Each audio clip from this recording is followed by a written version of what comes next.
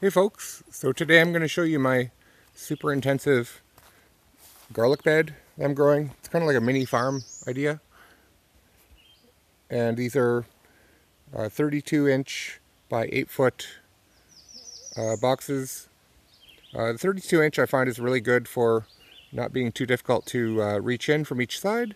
Plus you can take an 8-foot length and cut it in 3, and then that's your end piece. So if you're doing a lot of them, that works pretty well for me. But if you want to reach in a little further, 4 feet is just fine, I think. So we're just having a look. One of the beds, these are assorted varieties. I think I have around, I don't know, 9 or 10 or 11 varieties. And so I have 3.5 of these beds. This is the first half, or it's not even a half, it's more like a third. I started just along with my Millennium asparagus, all done from seed. This is second year. It's supposedly the most vigorous asparagus in the world, and I think I believe it based on this being basically less than a year old. Looks good to me. But anyway, back to the asparagus. Yeah, this is, I think, the Spanish Roja, everything. The main thing here is just how I'm growing them. I'm using wood chips for the most part. I dig right down. You can see I have fairly dark soil. This is really compacted too. These beds were much higher.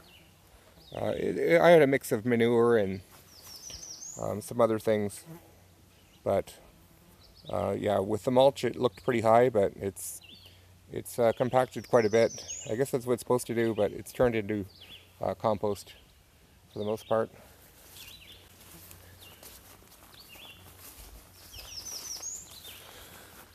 So I have somewhere over 600 here. I'm not going to go and count each one. That's kind of pointless. I planted, I think, around 650 or so, including small ones, and I don't know, I think I'm over 90% have started. There's very few gaps in here, but if you look at this bed, which is not as big as the other beds, obviously, this bed had less wood chips and more just other types of mulch. The stuff that you see here, that was added after when I had gaps. So that might be another consideration too, is when I didn't use wood chips, I also didn't get as full germination, or whatever you call it, if you will, with the garlic bulbs. It's just, you know, these other beds where I used full wood chips, they look significantly better where I used more like leaf matter and things like that. I did use a little bit of wood chips in here, but it was more like what I had left over. But I feel like I can see a definite difference in how well these are doing.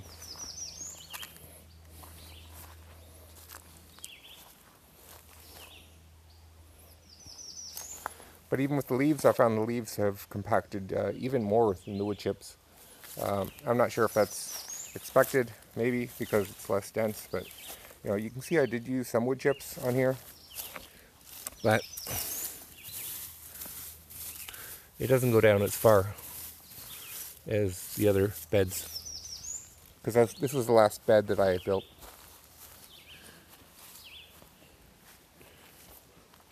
But other than that, I think it's doing all right.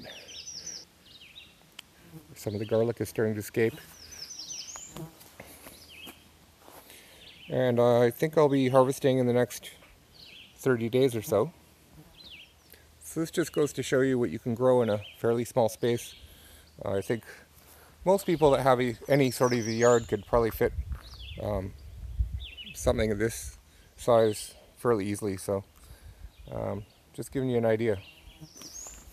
You know, back to the asparagus, I didn't really go over that very much. Planted these at pretty aggressive spacings. You can see here, these were like 4-inch.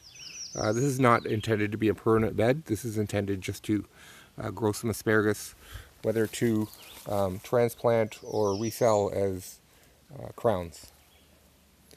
And I just kind of, it's more like a test bed to see if it would work, and I think it's working. So we'll see what happens with these. You know, I did buy the seeds in bulk and then planted them. It's a lot better than buying crowns for something like $3 for $5. And these are also the Millennium variety, which are named variety.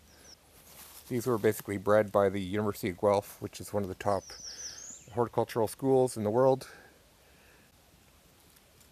And they've been focusing on asparagus as one of their projects.